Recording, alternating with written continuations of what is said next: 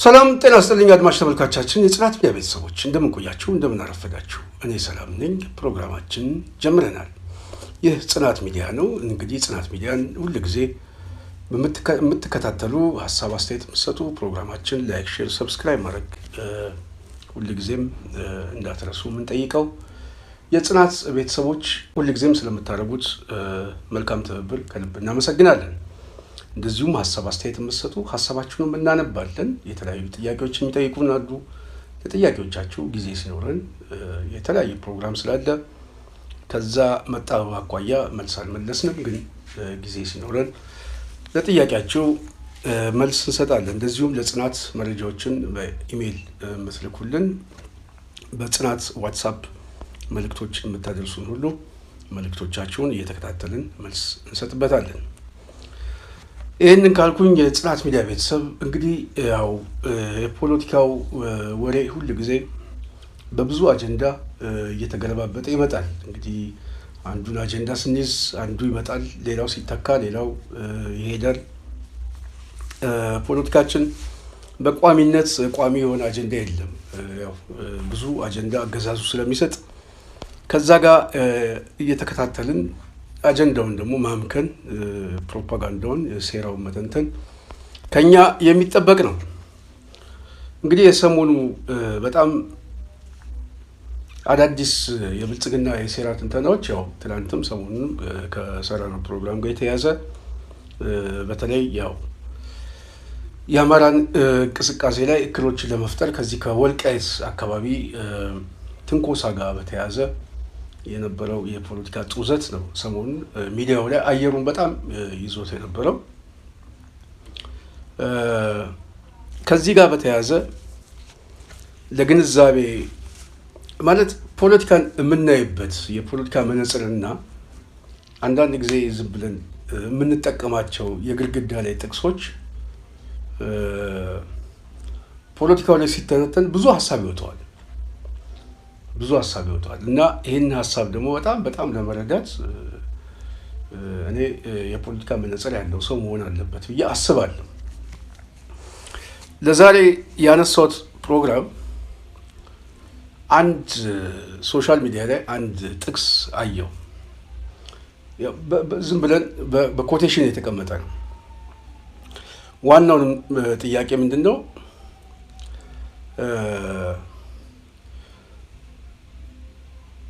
መሬቱ ፖለቲካችን አይወስንም አይበይነውም ፖለቲካችን ግን መሬቱን ይበይነዋል የሚል በኮቴሽን የተቀመጠ ነው ወይም የአማራ ፖለቲካ የወልቃይት የራያም ይሁን ብቻ ኤኒ አጠቃላይ አማራ ይገባኛል ወይም ደግሞ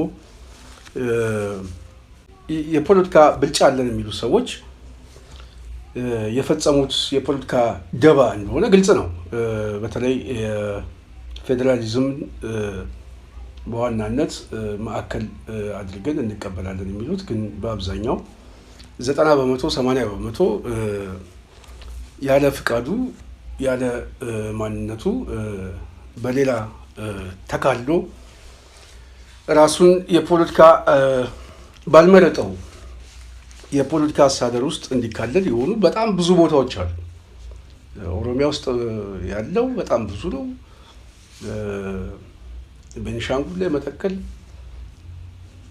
አዲስ አበባን ጨምሮ ወልቃይትም ያው ራያ በተመሳሳይ በጉልበት የተጠቀለሉ ግዛቶች እንደሆኑ እኛ ሳንሆን ያው የታሪክ ድርሳናትን አገላልጦ ማየት በቂ ነው በሰዓቱም የነበሩ የተለያዩ የመንግስት አስተዳደር ውስጥ የነበሩ ሰዎች ከነ ራስ ሉል መንገሻ ስዩም ጀምሮ በኃይለ ሥላሴ ጊዜ የነበሩ የትግራይ አስተዳደር ሁሉ ምስክርነታቸውን የሰጡ ነው ዋናው ጥያቄ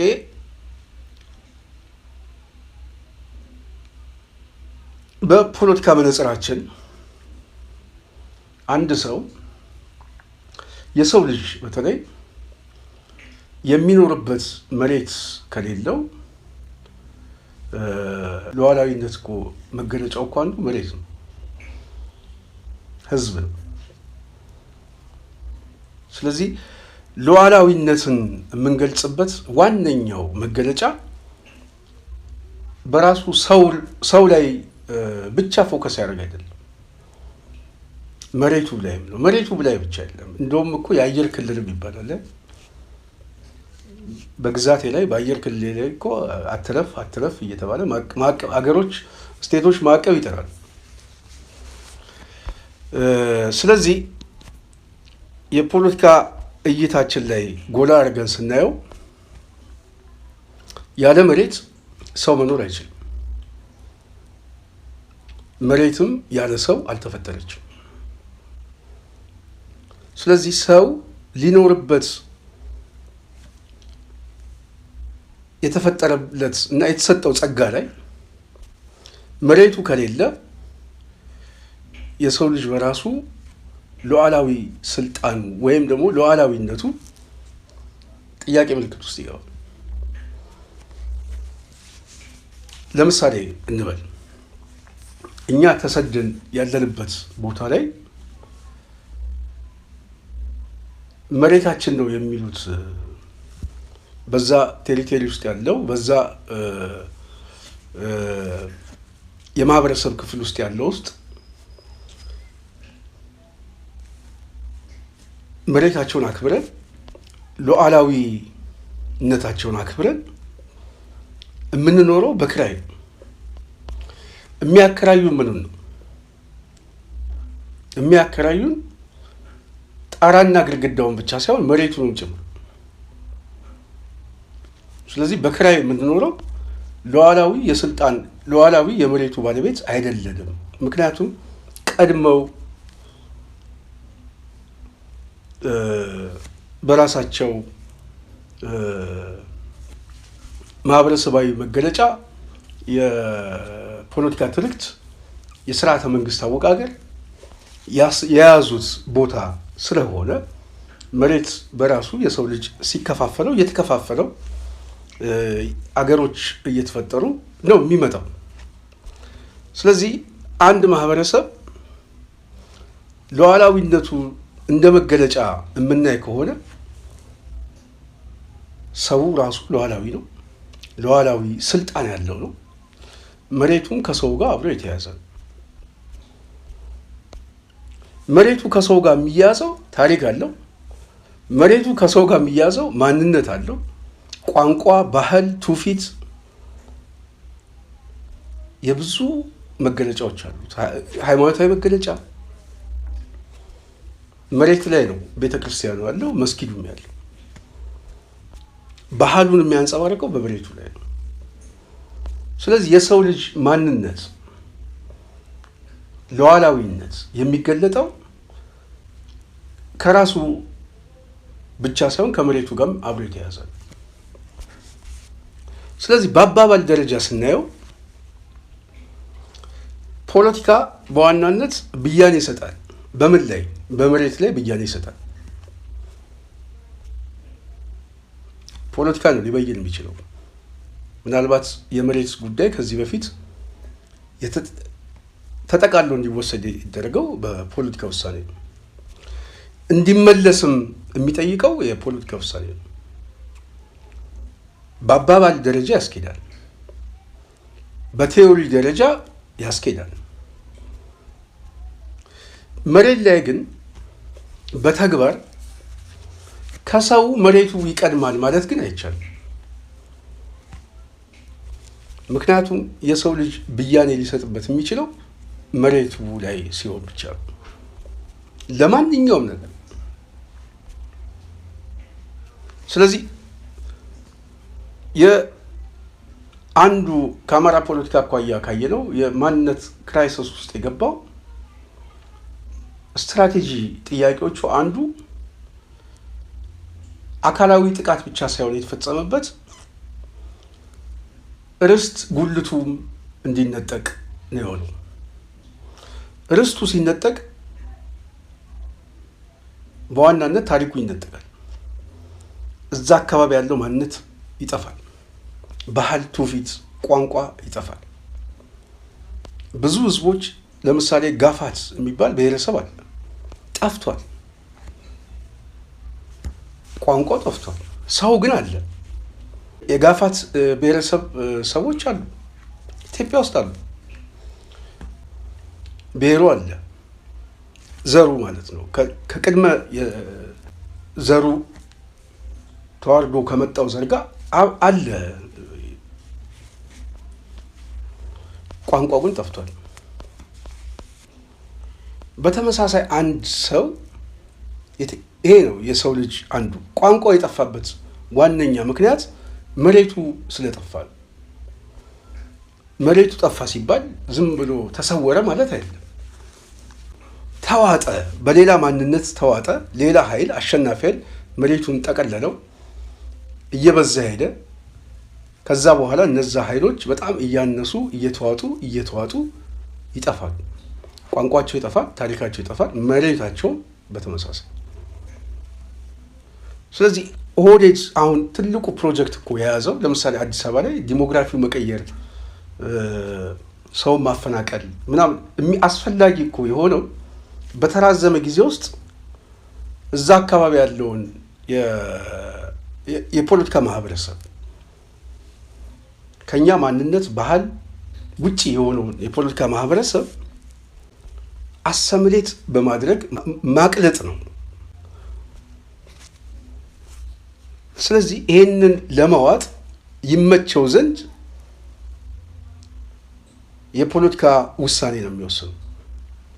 ፖለቲካ ውሳኔ የሚወስነው ለዚህ ነው።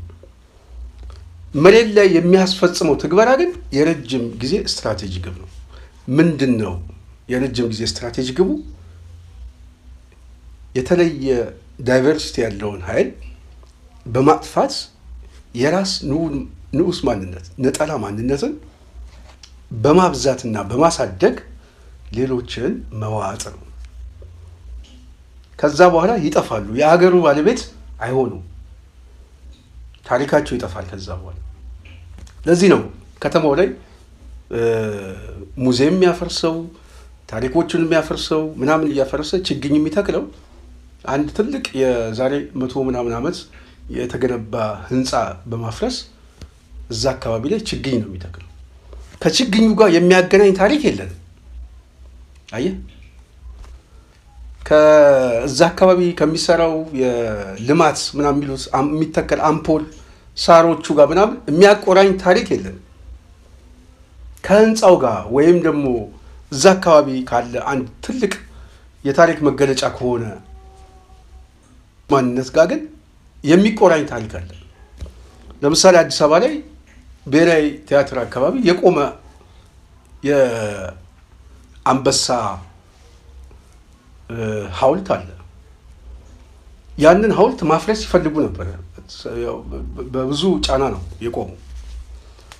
ማፍረስ የሚፈልገው ከዛ ታሪክ ጋር አብሮ የተገናኘ የከተማው አዲስ አበባን ሰው ሲያስብ እዛ አካባቢ ላይ የትዝታ መገለጫ ይሆናል፣ በሰው ጭንቅላት ውስጥ የሚሳል።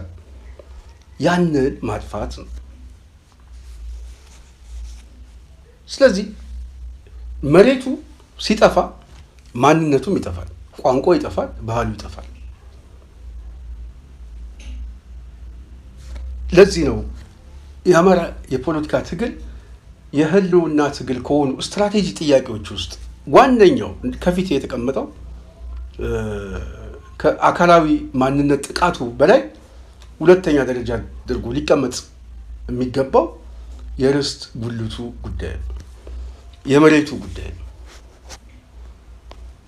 ስለዚህ በአባባል ደረጃ ፖለቲካችን ነው የሚበይነው ስንል አንዱ ፖለቲካችን የበየነው የርስት ጉዳይ ነው።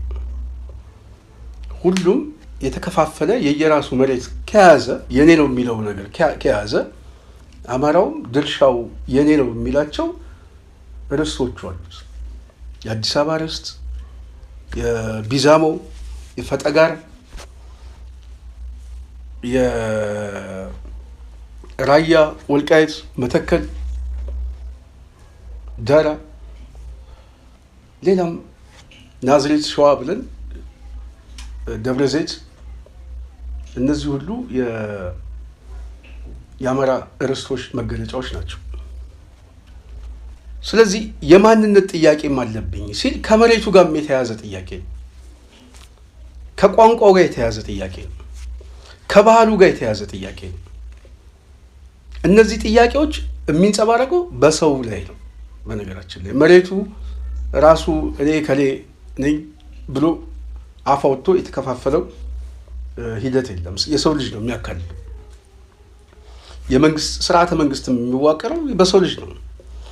ሰው የሚያዋቅረው ደግሞ በራሱ አስተሳሰብ፣ በራሱ የሆነ ዛቢያ፣ በራሱ የሆነ የአስተሳሰብ ምህዋር ውስጥ ሆኖ ነው።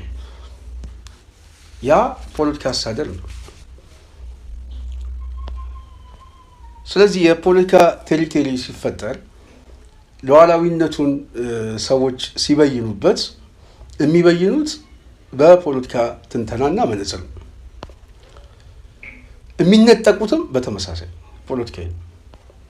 ስለዚህ ሁለቱ ሊነጣጠል አይችልም ማለት ነው። ሁለቱ አይነጣጠልም። መሬቱ እና ሰው አስፈላጊ ስለሆነ ነው የሰው ልጅ ለመሬቱ የሚሞተው። ለምሳሌ ባድመ ላይ ባድመ በሻዕቢያ ተወረረ ተብሎ ዘመቻ ፀሐይ ግባት በሺዎች የሚቆጠሩ 70,000 80,000 የሚሆን ኢትዮጵያን ሞተዋል። አብዛኛው ከአማራ ክልል ተነስቶ ነው እዛ ሄደው የሞተው።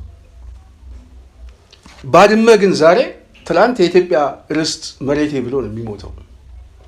ባድመ ደግሞ በፖለቲካ ውሳኔ ብያኔ ተገኝቶ ደግሞ አይ የኢትዮጵያ አካል የለችም፣ የኤርትራ አካል ነች፣ የኢትዮጵያ አካል ነች የሚል ብያኔ ያልተሰጠበት አጨቃጫቂ ነገር ሆኖ ቀጥሏል። ስለዚህ የኔ ነው ያንተ ነው የሚለው አካል ከኢትዮጵያዊነት አልፎ ወይ የአንድ ክልል ነው ወይም ደግሞ የአንድ ሀገር ነው የሚል መጨቃጨቂያ ሆኗል። 70,000 80,000 ሰው ግን ሞቶበታል። ለምኑ? ለመሬቱ። ስለዚህ ለመሬቱ ሰዎች የሚሞቱት ለምንድን ነው? ሰው በሁለት በሶስት ነገር ይሞታል። በራሱ የራሱ ሉዓላዊ መገለጫዎቹ ላይ፣ በውሃ ጉዳይ ላይ፣ በመሬቱ ጉዳይ ላይ የሰው ልጅ ይጋደላል። አንድ ሰው ክብሩን ስትነካበት ወደ ጦርነት ሊገባ ይችላል። ርስቱን መሬቱን ስትቀማው ወደ ጦርነት ሊገባ ይችላል። ውሃውን ስትቀማው በተመሳሳይ። እነዚህ የጦርነት መነሻዎች ናቸው። ስለዚህ በአንዳንድ ጊዜ የተሰጠ የተፈጥሮ ጸጋ የሰው ልጅ የሚኖርበት የተሰጠውም ጸጋ ስለሆነ በዛ ጸጋው ላይ ደግሞ ብዙ የሆኑ ታሪካዊ ማንነቱ ከዛ ጋር የተሳሰረ ስለሆነ ነጥለህ ልታየው አትችልም። አይነጣጠልም። እና ይሄንን ካየን ፖለቲካችን አንዱ የበየነው በወልቃይት ጉዳይ፣ በአዲስ አበባ ጉዳይ፣ በመተከል ጉዳይ ሌላ ብያኔ ያስፈለገው የማንነት ክራይሲስ ውስጥ ገብተናል ያልነው እነዚህ ተተንትነው ነው። ስለዚህ ብያኔ ተገኝቶበታል፣ ተሰጥቶበታል። ስለዚህ በዚህ በተሰጠበት ብያኔ ላይ አይ ይሄንን የምናስፈጽመው ካሸነፍን በኋላ ነው ማለት አይቻልም። ለማሸነፍ ቁልፍ መሳሪያ ነው። አጀንዳዎቻችንን ማንጠባጠብ የማንችልባቸው መሳሪያዎች ናቸው። ስለዚህ የአማራው የህልውና ትግል ሲባል ከርስቶቹ ጋር አብሮ የተያዘ ነው። ስትራቴጂ ጥያቄዎቹ ናቸው። ሌላውም እኮ የኔ የፖለቲካ ብያኔ በዋናነት ማየት ያለብኝ ከዚህ አንግል ነው የሚል አመለካከት ስላለ ነው እዛ አካባቢ ላይ በጣም ፖለቲካዊ መካረር ነው የመጣው። ይሄኛውም ፖለቲካዊ ውሳኔ ነው የሚጠብቀው፣ ሌላውም በተመሳሳይ። ስለዚህ የኔ ዋናው መከራከሪያ አንዱ ተነጥሎ በአንደኛው ላይ የሚቆምበት አይደለም። ሁለቱም የማይነጣጠል ተያይዘው የሚሄዱ ከማንነትና ከሰው ልጅ መገለጫ ጋር አብሮ የተያዙ ናቸው። ለዚህ ነው ሀገር የሚባል ነገር ትላንት ኤርትራ የምትባል ሀገር እኮ ኢትዮጵያ ውስጥ የነበረ ክፍለ ሀገር ነው። ፖለቲካው ግን ሲበይን ግን ኤርትራ የምትባል ሀገር ተፈጠረች። ስለዚህ ዛሬ የሚያከራክሩ የይገባኛል የወሰን ጥያቄዎች ነገ የፖለቲካ ውሳኔ ሲያገኙ ወይ አገር ያዋልዱበታል ወይም ደግሞ የአንድ ዜጎች የአንድ ሀገር ሉዓላዊ መገለጫ የፖለቲካ ትርክቶችን ሊፈጥር ይችላል እና ነገ ሊሆን የሚችለው የምበይነው ዛሬ ነው። በምን? በፖለቲካ ውሳኔ። ይሄ ፖለቲካ ውሳኔ ደግሞ በዋናነት በሰው ላይ ብቻ የሚንጸባረቅ አይደለም። ብዙ ጊዜ አንዳንድ ሰዎች አሉ አማራው ነፃ መውጣት አለበት ምናምን ብለው ይናገሩና ግን አማራው ነፃ መውጣት አለበት የሚሉት አካሉን ነው። ይሄ በጣም ስህተት ነው። ለዚህ ነው የፖለቲካ በጣም አብዛኞቻችን ላይ ገና አልጫንም የምለው ማለት ነው። ሰው ነፃ እኮ የሚወጣው የሚቆምበት መሬት ስለሆነ ነፃ የሚወጣው ሰው ብቻ አይደለም፣ ነፃ የሚወጣው የቆመበትም መሬትም ጭምር ነው። እነዚህ የቆመበት መሬቶቹ ደግሞ ታሪካዊ ቦታዎቹ ናቸው፣ ርስቶቹ ናቸው። ርስት ደግሞ የምንለው ደግሞ ያስተዳደረበት መንግስት መስርቶ በህጋዊነት ሲያስተዳድርበት የነበረበት ቦታ ነው። የተለያዩ የአስተዳደር ወሰን የነበረበት ማለት ነው። ስለዚህ እነዛ ቦታዎች ሁሉ ርስቶቹ ናቸው። የትኛውም ሀገር ስገባ ፖለቲካ አስተዳደር ነው። ስለዚህ ርስቱ ነው የሚባለው የፖለቲካዊ መንግስት ስለተፈጠረ ነው። ስለዚህ አማራው መንግስት ፈጥሮ ሲያስተዳድርበት የነበሩት መሬቶች በሙሉ ርስቴ ናቸው ቢል ትክክል ነው። ስለዚህ የህልውና አደጋ አለብን ሲል ከነዚህ ከርስቶቹ ጋር አብረው የተቆራኘ ታሪካዊ ርስቶቹ ጥያቄ አለኝ እያለ። ስለዚህ አማራው ነፃ ሲወጣ አካሉ ብቻ አይደለም፣ የተቀሙ በወረራ በኃይል በማስገደድ በጦርነት በማፈናቀል የተለያዩ ፖለቲካዊ ውሳኔ ተወስኖበት የለቀቃቸውን ቦታ ሁሉ ማስመለስ ማለት ነው። እነዚህ ስትራቴጂ ጥያቄዎች ናቸው። ስለዚህ ሁለቱ የሚነጣጠል ጉዳይ አይደለም። አንዱ ከአንዱ ጋር አብሮ የተያዘ ነው። ይህንን ማለት የፈለግኩት በሶሻል ሚዲያ ላይ የአማራ ፖለቲካ በወልቃይት ላይ ይበይናል እንጂ ወልቃይት በአማራ ፖለቲካ ላይ አይበይንም የሚል ድምዳሜ ስለመጣ ነው። አባባሎችን ስላየው ነው። ይህንን የፖለቲካ ማፍታታት ውስጥ ስንገባ ሁለቱ ተነጣጥሎ የሚታይ አይደለም። አንዱ በአንዱ ላይ የሚወስን መሬቱ ከሌለ ፖለቲካው ላይ ይወስንበታል። የፖለቲካ ውሳኔው ላይ መዛነፍ ያመጣበታል። ለምሳሌ ፖለቲካ አስተዳደር እፈጥራለሁ ቢል የፖለቲካ አስተዳደር መሬቱ ከሌለ የት ነው የሚፈጥረው? የት ነው የሚፈጥረው? ጉም ላይ ምናምን በዳመና መልክ በሰረገላ ምናምን መንግስት መሆን አይቻልም። ስለዚህ መሬቱ የግድ የፖለቲካው ማስፈጸሚያ መሳሪያ፣ ፖለቲካው ደግሞ መሬቱ ላይ የሚያስተዳድርበት ዘይቤ ነው፣ ያስተዳደር ዘይቤ። ስለዚህ ሰው ከራሱ የፖለቲካ ማንነት ጋር አብሮ የተያዘው ዋነኛው ስትራቴጂ ጥያቄው መሬቱ ነው፣ አብሮ የተቆራኘ ስለሆነ። ስለዚህ በአባባል ደረጃ አባባሉ ገላጭ ሊመስል ይችላል። ፖለቲካሊ ግን ሲፍታታ ግን ከአባባል ውጭ ትርጉም የሚሰጥ አይደለም። ለዚህ ነው የአማራው ጥያቄ የማንነት ጥያቄዎቹን ማንጠባጠብ የለበትም። የተነሳበት ስትራቴጂ ጥያቄዎች ላይ በየትኛውም አካባቢ መሰረታዊ የሆኑ ጥያቄዎች ናቸው። እነዚህ ጥያቄዎቻችን ሊፈቱ የሚችሉት በነገ እጣ ፈንታችን ላይ ብዙ የተበላሸ ጉዳይ አለ። ትናንት የነበረውን አስተዳደር አልተቀበልነውም ያልንበት ዋነኛው ምክንያት ኢፍትሐዊነትም ስለነበረው ነው። ይሄ አስተዳደርን የማንቀበለውና የምንታገለው ደግሞ ጨፍጫፊና ጄኖሳይደር ስለሆነ ኢፍትሐዊ ብቻ አይደለም፣ ጄኖሳይደርም ነው፣ ጨፍጫፊ። ሁለቱንም አንቀበልም። ሁለቱንም ስለማንቀበል የነገ እጣ ፈንታችን ላይ የሚበየነው ይሄ ነው፣ ከመሬቱ ከነገ የፖለቲካ ህይወታችን ላይ። ይሄንን ብያኔ ለመስጠት የፖለቲካ አቅጣጫችን ከመሬቱ ጋር አብሮ የተቆራኘ የተያያዘ። አንዱን ካጣን አንገታችን አተን ሰውንን ማለት እንደማንችለው ሁሉ ያ ማለት ነው። አንገትን አተ ግን ሰው ነኝ ማለት አችልም። በድን ነው፣ ሞተሃል።